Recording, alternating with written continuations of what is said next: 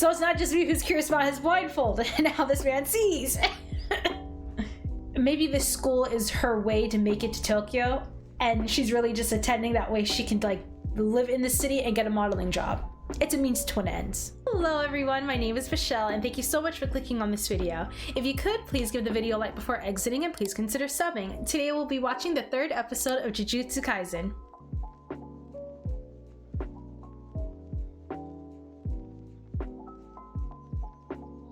Hey y'all, welcome back to the channel. We're getting into JUJUTSU KAISEN today. Well, we're on the 3rd episode.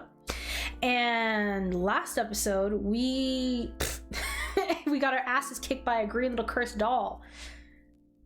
And we found out Yuji is a Jennifer Lawrence stan. And don't take offense. If you all love the character of Yuji, I love him too.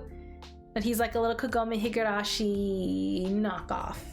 You know, like how she can sense the jewel shards. She's like a little shard detector. He is a finger detector. So, yes, that was last episode. Oh, and he moved to, and you know, it's fitting because his grandfather passed and, you know, where was, I think he was, I would imagine he was living at home with his grandfather and his grandfather got sick and then he had to like stay at the hospital. But now at least he has another place to go because I get, you know, it's anime. It never really gets into how do these high schoolers manage to live in these apartments on their own without any kind of financial assistance. They never really get into that. But at the very least, you don't have to get into this because he's moving into a, I think they said it's like a front in this technical high school. Anyways, that's where he's living now. So it's good timing, I would say. And I forgot the principal's name, but I do like that he really hammered things down for Yuji and he's like, listen, you're doing this for your grandfather and that's noble and all, but listen, in your final moments, are you going to blame your grandfather for your death? For everything you go through now as like part of this curse hunting, whatever you want to refer to them as you embark on this journey, are you going to blame your grandfather for every misfortune or even your death? Because if you're doing it for him, to honor him because that was his last words, you may in fact end up one day cursing him. And I do like that he ran that down, and I do think Yuji's explanation makes perfect sense because I feel like there's you know, how do you go back to your regular like life after you find out that this is what exists in the world? Like this really does like it exists. Like I don't know how else to say it. Like there's curses out there and your friends were attacked and now you have this creature living inside of you. I mean, granted, you were gonna die if they didn't. It's a really weird conundrum I think Yuji was in, because if he didn't say yes, wouldn't they just killed him? Or I don't know. Now that I'm really thinking about it, is it really his choice? I guess I don't know.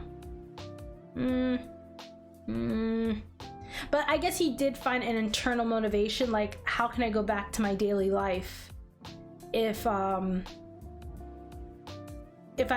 know like people are dying out there because of this. I'm really curious as to weren't they gonna kill Denji in order to kill off this like finger and like this piece of Sukuna? So I'm like, does he really have a choice in all of this? It's like, you know, do I just die or do I figure out how to like make this work? Granted, they still do plan on killing him. You know, they just extended his sentencing. You know, whichever. We did leave off with a character that I don't know her name, but I have seen her on Twitter. And she has like these markings on her face. And I believe her weapon, I think I said this in episode, my first reaction for episode 1. I think she's the one who wields a hammer or something like that. Anyways, grab a snack, grab a drink, whatever it is you like to do when you watch your favorite reactions. Just get comfortable and let's get to. I love the colors. It's so vibrant. Oh, even more a unicorn. Oh, this is pretty. Titties. The big city. Why does this feel like a plot line from Nana, where everyone was moving to Tokyo? こういう学校だしな。何かしら事情があんだろ。制服間に合ったんだね。でも伏黒と微妙に違えんだな。あればいろいろいじってもらえるからね。Did he request that? Exactly. そりゃ僕が勝手にカスタム頼んだんだもん。Why? ま、いっか。ちょっとあんた。私は？ What? モデルよモデル。私はどうだって聞いてんの。 She wants to be a model? I thought she wants to be a sorcerer. Oh shit. Damn. 逃げんなよ。はっきり言えよ。俺たち今からあれに話こっちこっち。やばい。あの目隠しどうなって。 So it's not just me who's curious about his blindfold. Now this man sees. 釘崎野原。 Kukisaka 喜べ男子。 Nobara. こう言ってんよ。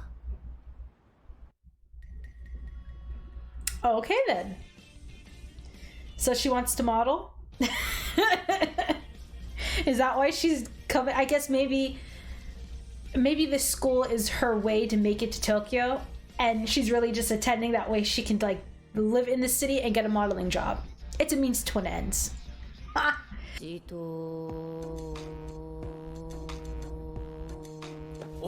are you just staring?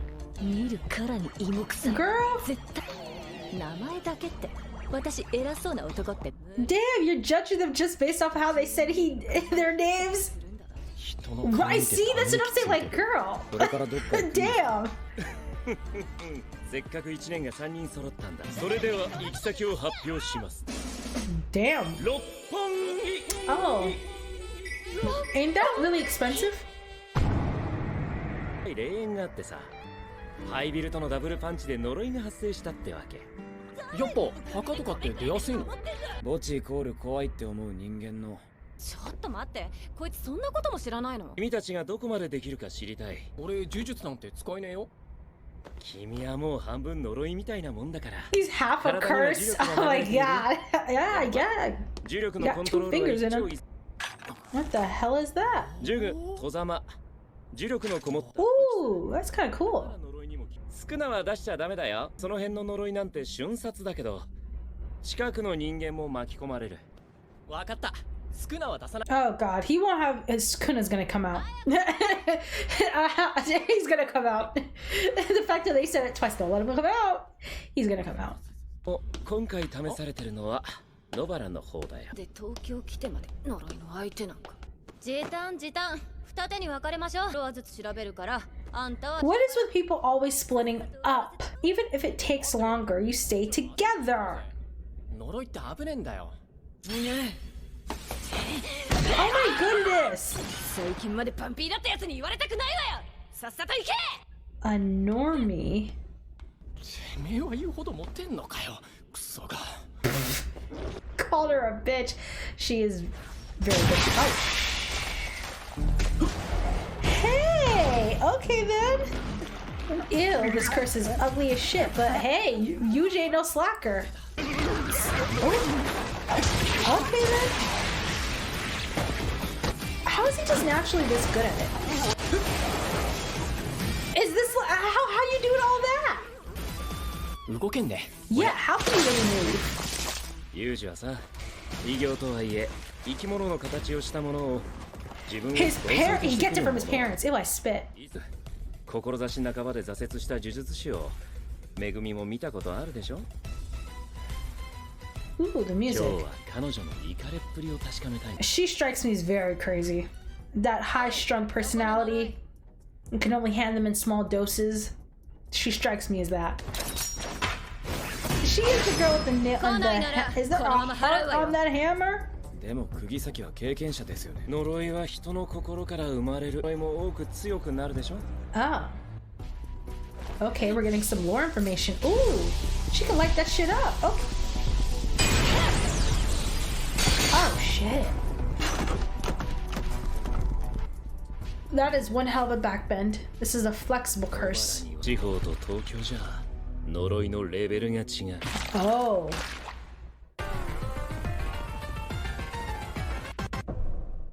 Ah, it's like a little title card in the middle. It's the first time I've seen it. 呪いは人の心から生まれる。 Oh my god. 人口に Who 比 wrote 例 that し in て her 呪い van? も多く Is 強 that く her なる van? でしょ。これ抜いた方がいいわよ。 Oh, she can force it to go back 気 in. 力が流れ込むから。 Oh. She's strong as shit. Okay then. Maybe he was worried for nothing. Haha, nailed it. Get it? Nailed it. Oh. What happened? No, I feel like this is it's a ruse. No, it's a ruse. No, don't go near it. That's a curse. That ain't real. That ain't real, girl. It's not real. Okay, what if it is real? I feel like an idiot if it's real. It is real. Oh shit! I thought it was a joke. Like it was pretended. Here I thought this kid wasn't even real, but this is a real child. This child is gonna be scarred for life. How do you explain? What do you tell this child? This poor kid is gonna be scarred. You know, you might as well accept him too. I mean, I wonder if he can actually see the curse. He can't, right? So he's probably wondering what the hell's happening.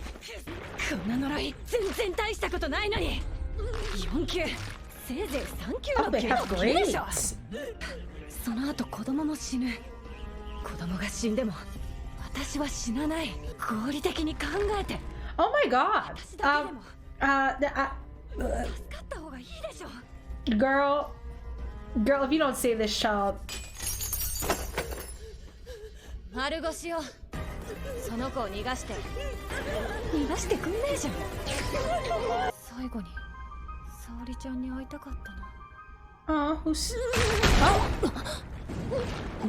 Oh my god, Yuji! Oh, it just keeps like, yeah, I'm gonna do it! Okay. Oh! Look at Yuji saving the day. What are we gonna do with this child? This child is scarred for life.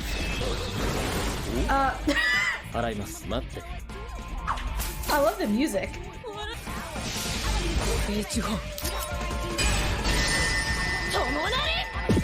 Oh. Oh. いいね。ちゃんと行かれてた。I think you have to be crazy to completely disarm yourself and sacrifice yourself for a child. So not to say that it's crazy, but like the fact that she didn't have anything else up her sleeve.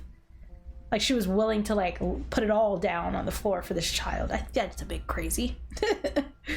が小1の頃、東京から村に越してきた沙織ちゃん。Sorry. そんな沙織ちゃんを村の奴らは仲間外れにした。 Why? 田舎者をバカにしていると沙織ちゃんを追い出した。 What? 気持ち悪いったらありゃしない。 They really drove this girl out. Girl, I would have been. Y'all can kiss my ass. あの村にいたら私は。だから言ったろ。一人は危ねえ。真面目にやれって。 God bless. 一人は何食って育てば素手で壁 Thank you, like exactly for the first episode. This man is freakishly strong. じゃなくても無理よ。 I'm glad they're addressing his super strength. And this child. でもしこたま聞かれ What た are け we doing ど with さ。 this child? お前なんで呪術高専来たんだよ。田舎が嫌で東京に住みたかったから。気にせず上京するにはこうするしかなかった。 I figured this place was a means to an end. Just not modeling. 私が私であるためだもの。 Yeah, I kind of figured joining this place was like a あの村 means にい to た an ら end for her. 私は死んだもん。沙織ちゃん、私東京に来たよ。つか会えたら。 Oh god, they're gonna meet again. あの時行ってたお店はあんたにも感謝してる。私が死んでも私だけが生き残っても明るい未来はなかったわ。ありがとう。ヘイ、俺行ってくる。チャラなんだこいつ。 I'm wondering the same thing. She seems off. With this child is okay. What? This kid is scarred for the rest of his life. He gonna have nightmares about some freaky ass creature putting his nail into his neck and him bleeding. His brother's like, how'd you get this on your neck? And could he see the curse? Because it looked like he was responding to it. Oh, and he's paying for all their food. How sweet. He's such a sweetie. Yeah, that was rude. You're on the phone and he's asking you a question. Megumi, that was rude. あんた、私の荷物取ってきてよ。あれどったの伏黒。別に出番がなくて拗ねてんの。子供。Aw, he's so sweet. Get happy. 記録2018年7月西東京市 Juvenile Detention Center. We got a baby thug? おい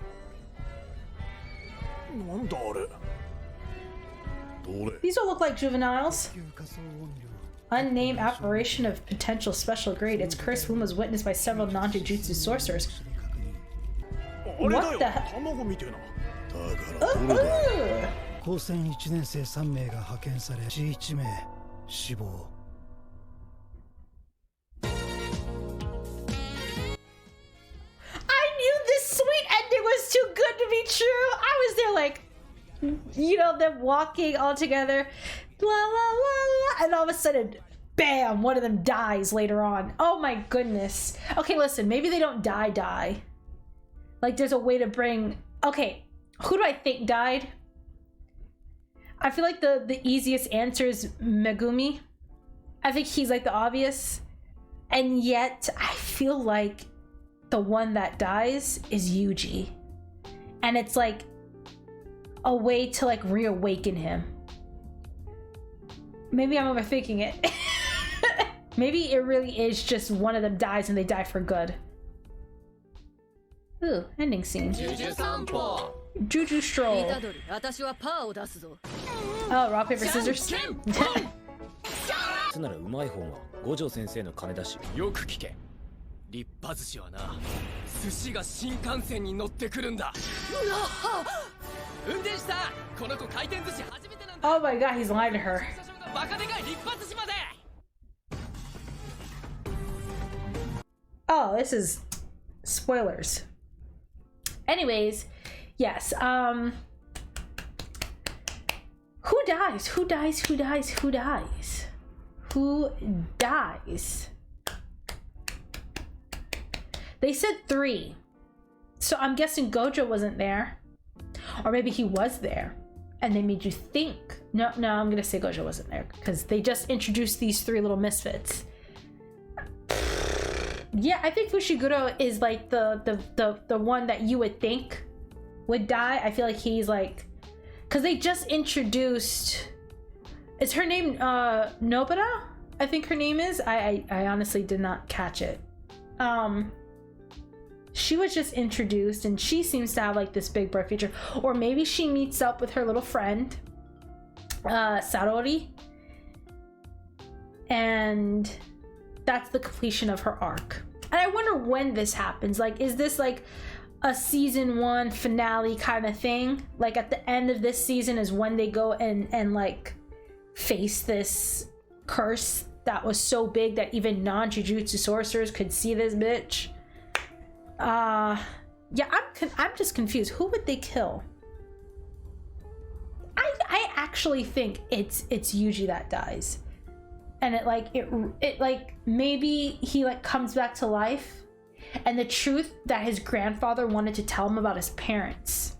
Because I mean, unless it's established that they're going to kill off their sorcerers, like because you know how you have some animes where that people don't actually die, like it's not the kind of anime that kills its characters, and then you have some animes that really do kill their motherfucking character. Like you have to establish what the rules are of this, like of every anime universe you step into. Like, what are the rules? Is this a show that kills off its characters, or is it not?